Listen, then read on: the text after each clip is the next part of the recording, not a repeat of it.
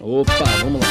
Sem papas na língua, com o professor Dionísio da Silva. Oferecimento Editora Almedina, com os livros do professor Dionísio da Silva, nas principais livrarias ou na almedina.com.br. Paulistas, para só instante.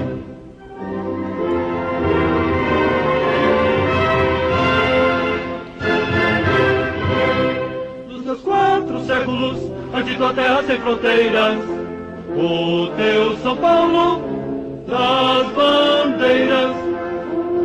Deixa atrás o presente, olha o passado. A frente vem com Martim. Professor Dionísio da Silva, por que você separou o hino de São Paulo? Por causa do dia de hoje, 9 de julho, dia da Revolução Constitucionalista de 1932?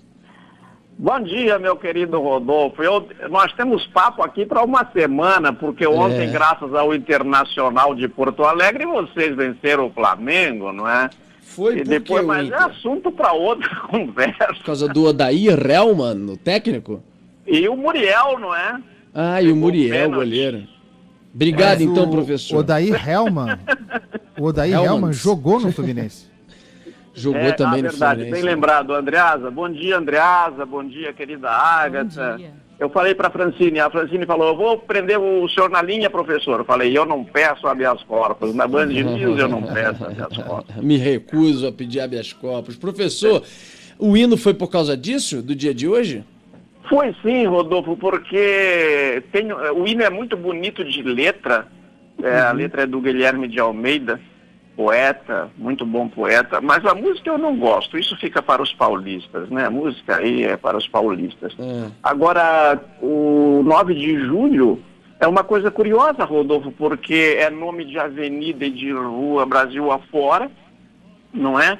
E essa data é de uma revolução perdida, eles foram vencidos eles se insurgiram contra o governo Getúlio Vargas e perderam, mas deixa para lá.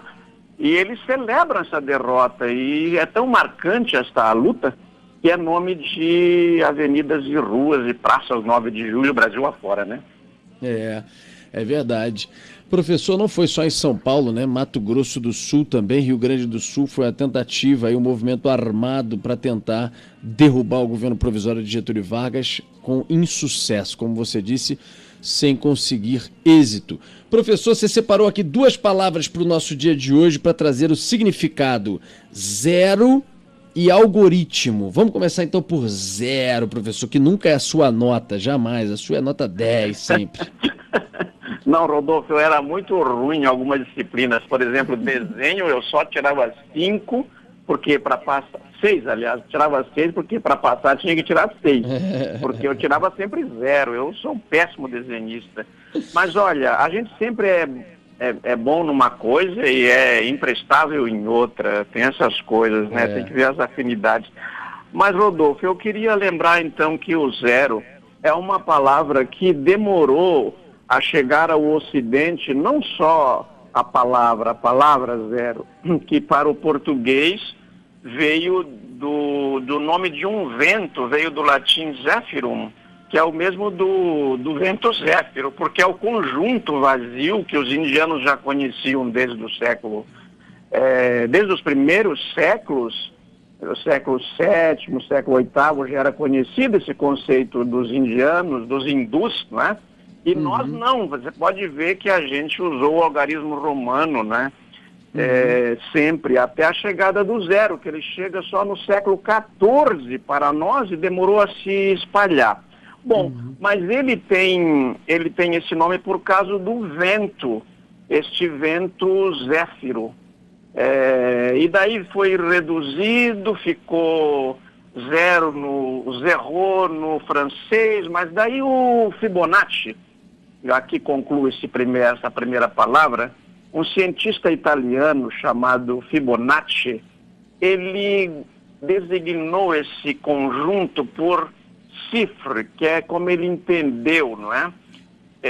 Então, esse cifre deu cifra no português. E são palavras que vieram do árabe, então, em todo modo, para nós, e o conceito também. Veio do árabe, professor? Sim, fez uma escala no árabe, porque, Rodolfo, na Idade Média, com a invasão dos bárbaros, os árabes, eles copiaram os clássicos gregos e latinos que haviam sido extraviados ou destruídos e organizaram em Bagdá um centro, uma universidade, um centro de sabedoria, e aceitavam cientistas do mundo inteiro. Então o árabe teve grande influência em todas as línguas e culturas do Ocidente, sobretudo na portuguesa e por causa disso na brasileira, porque eles ficaram 7 séculos em Portugal e levaram esse saber para lá. E nós temos cerca de 4.000, 5.000 palavras deles na nossa língua. Zero, álgebra, algarismo, todas essas palavras aí, algumas tecnologias como atafona são do árabe, né? Agora, algoritmo também? Algoritmo também. O algoritmo, como estava perdido... bom, então, algarismo e algoritmo, vamos fazer juntos os dois, Rodolfo? Pode ser? Vamos. Os dois têm esse nome porque é o seguinte, nós discutimos isso outro dia numa sessão da Academia das Ciências de Lisboa, que agora são feitas virtualmente. Daqui a pouco, aliás, eu entro numa dessas sessões, é um evento. O que acontece? Quando nós vamos pesquisar as palavras e as expressões, Rodolfo, a gente não leva em conta, ou tem a tendência de não levar em conta, que alguém pode ter escrito errado. Por exemplo, vamos a um cemitério, olhamos lá o epitáfio. O sujeito escreveu lá como escrevia o Weintraub, cedilha no lugar de S, etc. A gente corre o risco de, com o tempo, apagar aquela cedilha do S indevido e, digamos, daí fica com com som de K. E assim tem essas misturas. No caso do algoritmo no caso do conceito de zero, não. Este é dos hindus mesmo, veio para os árabes e chegou para nós. Mas no caso de algoritmo, pode ver que esse algoritmo e algarismo deixa esses indicadores de que são palavras que vieram do árabe, não é?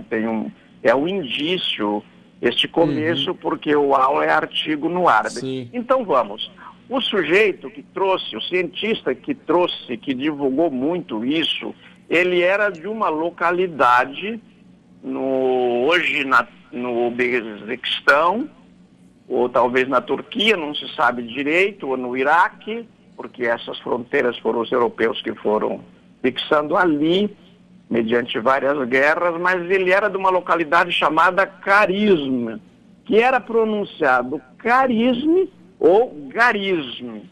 Então, o que aconteceu? Quando esses números vieram para o Ocidente, eles foram escritos da forma como se ouvia. Concluo agora, para me submeter ao nosso colóquio habitual aí, concluo agora. O que aconteceu? Os gregos já conheciam o conceito de algoritmo. Euclides já tinha feito isso lá pelo século IV a.C., né? O Eratóstenes, aquele cientista também quase da mesma época, que calculou a circunferência da Terra pela sombra de um cajado de pouco mais, hoje seria menos de 1 metro, ele calculou a sombra desse cajado. Pela sombra desse cajado, ele calculou a circunferência total da Terra e errou por pouco, hoje, diante dos computadores. Só que como esse saber se perdeu, quando a palavra e o conceito vieram para nós, Rodolfo, então se misturaram com as palavras gregas e árabes. Então nós já tínhamos aritmos, daí veio o algoritmo, difícil de pronunciar. A gente adaptou para a palavra que a gente conseguia pronunciar melhor. Isso foi feito com algarismo, com algoritmo e com o próprio zero. Olha só, professor. Eu vou dizer uma coisa, você aqui no nosso programa, depois de tanta coisa, tanta pauta dura, você é a salvação da lavoura, sempre às quintas-feiras aqui do Band News Rio, primeira edição, entendeu? É muita cultura, né? É muita cultura. E por falar em salvação da lavoura, a expressão do dia de hoje, para você explicar de onde que vem, as pessoas usam muito, caraca, nossa, chegou isso aí, vai ser a salvação da lavoura. De onde que vem a expressão, professor? Também vem do árabe? Poderia vir, né, Rodolfo? Mas olha, querido, eu só quero concluir uma coisa que eu esqueci e já te dou a origem da expressão. A coisa mais bonita do alcarismo, porque eu não me dou muito bem com números, né, como todo mundo sabe, vocês são muito gentis comigo, eu dizia no começo do programa e reitero agora, né, a gente, se é bom numa coisa, às vezes a gente não é muito bom noutra e em outras é péssimo, como é o meu caso em matemática e desenho.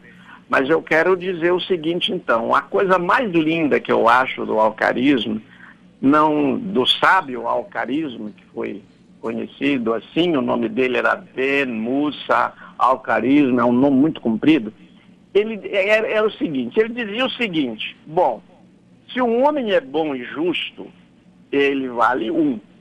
Mas se ele é também inteligente, você acrescenta 0 ao lado deste 1. Se ele é sábio, acrescenta outro 0. Então ele já valia 1, vale 10, vale 1000. Se ele aprende muito fácil, então ele vale 10.000. Quanto mais qualidades você vai pondo, vai aumentando o valor do homem, né? Mas se você tira o 1, que é ele ser bom e justo, fica lá uma montanha de zeros e ele não vale nada. Caramba, sensacional essa definição, hein, professor? Muito bom, hein? Gostou? Adorei, vou usar isso. Sério, muito bom, defesa. ótimo. Rodolfo, se não for bom e defesa. justo, não adianta ter um monte de outras qualidades, porque o 1 cai e você vira um 0, não vale nada. Não fica valendo nada. E essa era a minha defesa, porque nos meus anos de vice-reitor da Estácio, eu era rodeado de outros vice-reitores que eram engenheiros, doutores em computação, em matemática. Então eu dizia, vocês são do ramo das ciências ocultas, ou pelo menos ocultas para mim. E eu lhes contava essa historinha dos números que realmente são interessantes. Mas vamos então à salvação da lavoura, meu querido. Vamos lá. Eu Diga. quero dedicar a oportunidade dessa frase ao meu colega de juventude, um escritor curitibano, Fábio Campana. Na verdade, nasceu em Foz do Iguaçu. O Fábio Campana, ele lembrou num dos nossas conversas de bar virtual, que nós nos reunimos semanalmente no bar virtual com outros amigos. Ele lembrou que este ano a economia brasileira vai ser salva pelo agronegócio. Então, ou está sendo salva pelo agronegócio. Como há muito tempo, né, professor? Faz tempo, né, Andreasa? Que eles salvam a lavoura, né? Exatamente. Então, só que este ano, então, como a indústria realmente mergulhou numa crise, o que aconteceu? A salvação da lavoura, que é uma expressão que a gente usa para dizer, poxa, chegou a pessoa que vai ser a salvação da lavoura. Foi tomada tal providência, a salvação da lavoura. Neste ano, a salvação da lavoura é a lavoura. É verdade, está sendo, né? Aliás, já não é de agora também, né? Mas de qualquer maneira, a gente tem um estudo aí mostrando que acho que há alguns anos a gente fornecia 1 quilo de alimento a cada 4 no mundo, e a tendência com tecnologia, com evolução da produção brasileira é 1 a cada 3 para frente, né? Mas desculpa, professor, eu acho que a gente acabou aí perdendo o fio da meada e não falamos do significado da expressão a salvação da lavoura, porque eu sei que você tem um compromisso agora aí, inclusive online, que te obrigou a entrar um pouco mais cedo. Vamos lá, para o significado da expressão. A expressão se consolidou na língua portuguesa vinda da gíria, Rodolfo. Se dizia que a pessoa ou aquela ocorrência chegava no momento de que se precisava mesmo. Então era a salvação da lavoura. Qual é a origem? É que a produção agrícola é por safras. Então pode ser que num semestre um determinado produto não dê direito, mas no segundo, ou ele ou outro dão. Então, ele se constitui na salvação da lavoura. Por comparação, esta ocorrência veio designar na língua portuguesa, em todos os ambientes, a pessoa, coisa, o acontecimento que resolve um problema.